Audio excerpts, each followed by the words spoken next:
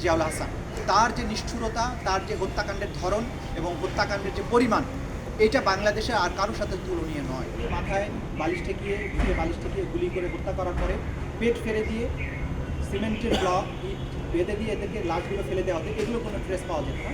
গুম খুনের যে কালচার শুরু হয়েছিল শেখ হাসিনার আমলে, সেটা সরাসরি শেখ হাসিনার নির্দেশে পরবর্তীতে, এবং সেই কমান্ডটা আসতো তার নিরাপত্তা উপদেষ্টা তারিক আহমদ সিদ্দিকীর মাধ্যমে। আগামী 21 তারিখ আসামিকে সশরীরে আদালতে হাজির করার জন্য প্রোডাকশন ওয়ারেন্ট ইস্যু করেছে। আমরা এখানে মূলত 3টি অভিযোগের বিচার প্রার্থনা করেছি, বাকিগুলোর ব্যাপারে বলেছি যে সেগুলোর ব্যাপারে এত বিস্তৃত তথ্য যে সেগুলোর তদন্ত এখনও শেষ হয়নি বলে আমরা সেই ব্যাপারগুলোতে আলাদাভাবে তদন্ত করার ব্যাপারে আমাদের তদন্ত প্রস্তুতি নিচ্ছি। প্রথম চার্জটা হচ্ছে গাজীপুর থেকে র্যাব অফিস থেকে 5 জন ব্যক্তিকে তুলে নিয়ে গিয়ে তাদেরকে র্যাব অফিস থেকে টঙ্গীর দিকে যাত্রা করে রাতের বেলায়, তারপর টঙ্গীর থেকে ডান দিকে একটা রাস্তা আছে, সেই রাস্তায় গিয়ে বিভিন্ন জায়গায় থেমে থেমে রাতের আধারে থেমে থেমে যেখানে একটা নদী বা খাল পাওয়া গেছে সেখানে থেমে থেমে একজন করে ভিক্টিমকে চোখ হাত পা বেঁধে নামিয়ে তাদের মাথায় গুলি করে তাদের লাশকে ড্রেনের মধ্যে বা নদীতে ফেলে দিয়ে আসা হতো। এইভাবে তারা হত্যা করতে করতে ভৈরব ব্রিজ পর্যন্ত গিয়েছে এবং তারপরে রাত শেষ হলে আবার ঢাকায় ফেরত এসেছে। এই অভিযানে মোট 3 জনের ব্যাপারে আমরা অকাট্য প্রমাণ পেয়েছি। বাকিগুলোর ব্যাপারে আমরা জানতে পেরেছি, কিন্তু সেগুলো আইডেন্টিফিকেশন পরিপূর্ণভাবে সম্পন্ন না হয়। সেগুলোর ব্যাপারে আমরা বলি যে 3 জনের লাশকে পাওয়া গিয়েছে, যেগুলোর ব্যাপারে তথ্য প্রমাণ অকাট্যভাবে পাওয়া গিয়েছে, তার জিয়াউল হাসানের ইনভলভমেন্টের তথ্যগুলো অকাট্যভাবে পাওয়া গিয়েছে। এই একটা চার্জ হিসেবে প্রথমে তার মধ্যে আমরা দাখিল করেছি।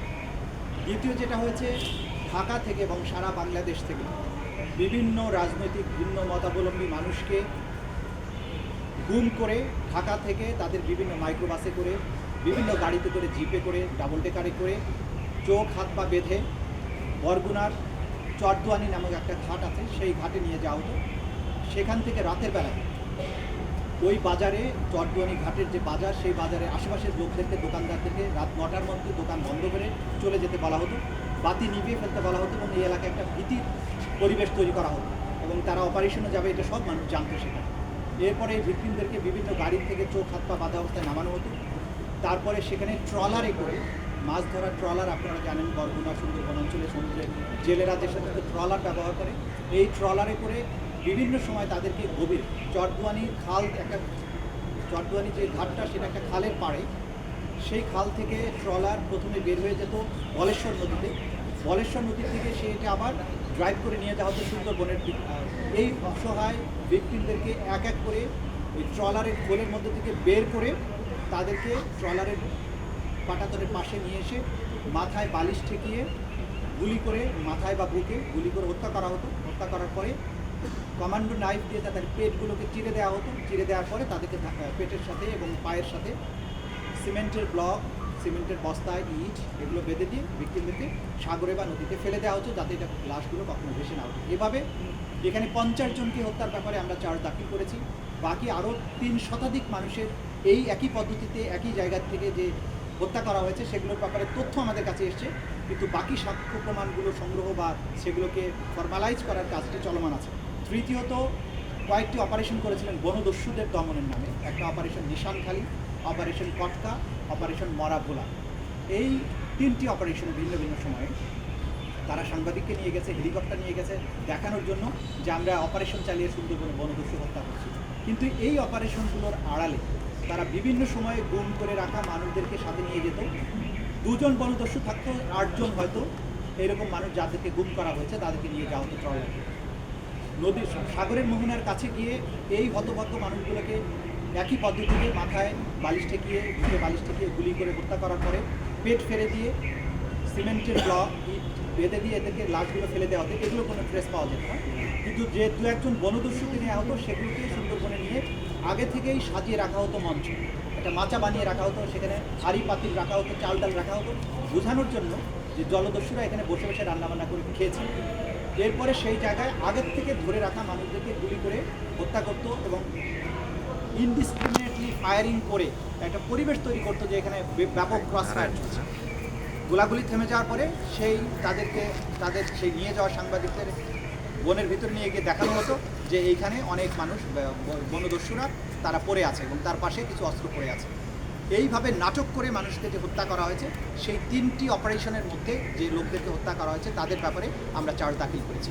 আমরা যেটা বলার চেষ্টা করেছি যে গুম খুনের যে কালচার শুরু হয়েছিল শেখ হাসিনার আমলে, সেটা সরাসরি শেখ হাসিনার নির্দেশে পরবর্তীতে, এবং সেই কমান্ডটা আসতো তার নিরাপত্তা উপদেষ্টা তারিক আহমদ সিদ্দিকীর মাধ্যমে। এগুলো আমাদের স্পষ্টভাবে তদন্ত রিপোর্টে সাক্ষ্য প্রমাণে আমরা এগুলো পেয়েছি। কিন্তু এই সব কিছু বাস্তবায়নের মাস্টার মাইন্ড, মহানায়ক ছিল জিয়াউল হাসান। তার যে নিষ্ঠুরতা, তার যে হত্যাকাণ্ডের ধরন এবং হত্যাকাণ্ডের যে পরিমাণ, এটা বাংলাদেশে আর কারোর সাথে তুলনীয় নয়। বাংলাদেশের এই একটা এরকম বিভৎস নারকীয় হত্যাযজ্ঞ চালানোর ব্যাপারে তার যে এক্সপার্টিস, সেই জন্য জিয়াউল হাসানকে আলাদাভাবে একক আসামি হিসাবে তার বিরুদ্ধে আমরা ফরমাল চার্জ দাখিল করেছি। ফরমাল চার্জ আমাদের বক্তব্য শোনার পরে ফরমাল চার্জ দেখে আসামির বিরুদ্ধে অভিযোগ বিচারার্থে আমলে গ্রহণ করেছেন। আগামী 21 তারিখ আসামিকে সশরীরে আদালতে হাজির করার জন্য প্রোডাকশন ওয়ারেন্ট ইস্যু করেছেন। ওনাকে হাজির করার পরবর্তীতে আমাদের বিচারের যে আনুষ্ঠানিক যাত্রা সেটা শুরু হবে। 300 থেকে 500 মানুষের হত্যাকাণ্ডের ব্যাপারে তথ্য আমাদের কাছে এসছে, যেগুলোকে সাবস্টেন্সিয়েট করার কাজটা চলছে। এর মধ্যে বিএনপির নেতা সাজিদুল ইসলাম সুমন সহ 8 জন, এই 8 জনকে তুলে নেওয়ার কাজটি এটা জিয়াউল হাসানের নির্দেশ এবং তার প্রত্যক্ষ তত্ত্বাবধানে হয়েছে। ইলিয়াস আলীকে উঠিয়ে নেওয়া, রাস্তার থেকে তাকে গুম করা এবং তাকে পরবর্তীতে হত্যা করা হয়েছে বলে জানা গেছে তদন্তে। তারপরে শিবিরের নেতা গোলাম কিবরিয়া মিহিন, হাফেজ জাকির, এরপরে চৌধুরী আলম, এই জাতীয় যে সমস্ত উল্লেখযোগ্য গুমের ঘটনা আছে, প্রত্যেকটি গুমের পেছনের পরিকল্পনাকারী হচ্ছেন জিয়াউল হাসান। সেই তথ্যটি আমরা পেয়েছি। এই ব্যাপারে সাবস্টেন্সিয়েট করার জন্য আমরা কাজ করছি। বিএনপির নেতা সালাউদ্দিন আহমদ সাহেবকে তুলে নেওয়া এবং পরবর্তীতে তাকে ভারতে পাচার করে দেওয়া, এই কাজটির পেছনে জিয়াউল হাসান ছিলেন এবং তার নেতৃত্বে এগুলো হয়েছে। এই তথ্যগুলো আমরা পেয়েছি, কিন্তু এত বিস্তৃত এভিডেন্স হওয়ার কারণে আমরা বিচারের স্বার্থে এগুলোকে আলাদা করেছি, যাতে করে আরও সুষ্ঠুভাবে সাক্ষীগুলো উপস্থাপন করা যায়, বিচারটাকে আরও সুষ্ঠুভাবে সম্পন্ন করা যায়। সেজন্য আপাতত আমরা শতাধিক মানুষের হত্যাকাণ্ডের ব্যাপারে চার্জ দাখিল করেছি। বাকি আরও 5 শতাধিক হত্যাকাণ্ডের বিষয়গুলোর তথ্য প্রমাণাদি আমাদের হাতে আছে। এগুলোকে ফর্মুলেট করে আলাদাভাবে তার বিরুদ্ধে তদন্ত দাখিল করা হবে।